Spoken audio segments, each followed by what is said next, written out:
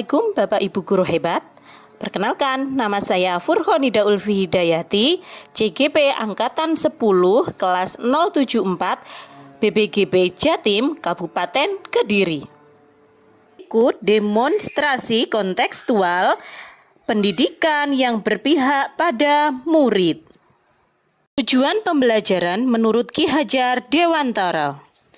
Pendidikan adalah menuntun segala kekuatan yang ada pada anak-anak agar mereka dapat mencapai keselamatan dan kebahagiaan yang setinggi-tingginya, baik sebagai manusia maupun sebagai anggota masyarakat. Contoh pendidikan yang berpihak kepada murid. Yang pertama, memberikan kebebasan cara belajar kepada murid. Setiap siswa berhak mendapatkan fasilitas belajar yang sesuai dengan kebutuhan mereka. Yang kedua, menyesuaikan dengan perkembangan zaman. Dengan majunya teknologi, perkembangan zaman di era digitalisasi saat ini, pembelajaran tidak hanya dengan cara menulis di kertas, tetapi dapat menggunakan gadget atau komputer yang digunakan untuk mengerjakan tugas-tugas mereka. Yang ketiga, membelajarkan murid dengan cara belajar berdiferensiasi agar murid mendapatkan haknya dalam hal pendidikan dan murid dapat belajar sesuai dengan keadaan dan kebutuhan dalam dirinya. Sebagai seorang guru, kita harus mengingat semboyan Ki Hajar Dewantara. Ing ngarsa sung tulodo, ing madya mangun karsa, Tutwuri Handayani. Ing ngarsa sung tulodo memiliki makna bahwa seorang guru harus menjadi suri tauladan dan contoh yang baik kepada muridnya. Ing madya mangun karsa memiliki arti bahwa sebagai guru harus mampu membangkitkan semangat belajar siswa-siswinya atau muridnya. Yang ketiga, tutwuri handayani, di mana seorang guru wajib mendukung muridnya untuk berkembang secara moral, emosional, dan intelektual.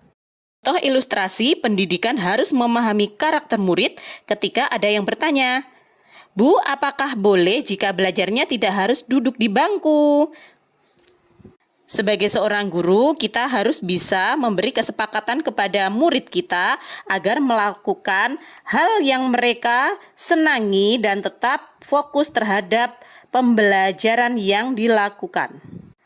Berikut contoh dari penerapan pendidikan yang harus memahami karakter murid. Selanjutnya, pendidikan harus mampu mendidik murid sesuai dengan zamannya, di mana zaman saat ini adalah zaman digital, dan kita sebagai seorang guru tidak bisa meninggalkan digitalisasi dalam dunia pendidikan.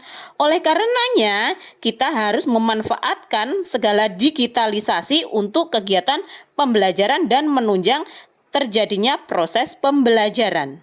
Selanjutnya, pendidikan harus berpihak kepada murid. Sebagai seorang guru, kita harus tetap memfasilitasi mereka. Pendidikan tidak hanya secara akademis saja, tetapi kita dapat mengembangkan pendidikan di sekolah dengan non-akademis siswa. Berikut adalah contoh pendidikan yang mendukung pendidikan akademis.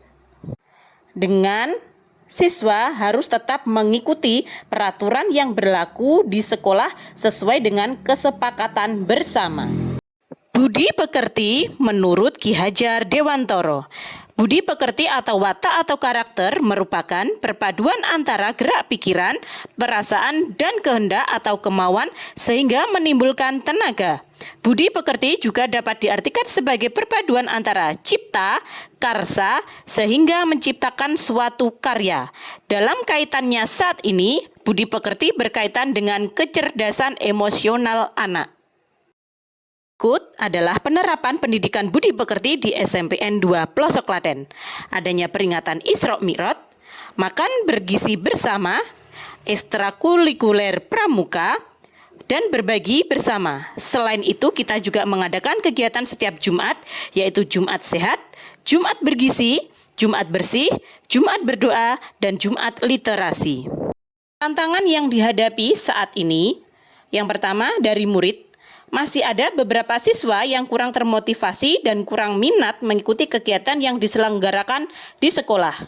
Dan untuk guru, yaitu kurangnya kemampuan guru dalam memahami filosofi pemikiran Ki Hajar Dewantara dan penerapannya. Solusi yang diberikan dari tantangan tersebut yaitu yang pertama mengajak murid untuk aktif dalam berbagai kegiatan. Yang kedua, kita sebagai guru juga mencoba untuk sharing dengan murid kendala yang dialami ketika ada kegiatan. Yang ketiga, berkolaborasi dengan teman sesama guru untuk memecahkan suatu permasalahan. Dan yang keempat, sebagai seorang guru tidak berhenti untuk belajar, tetapi harus tetap mengikuti berbagai seminar pengembangan diri.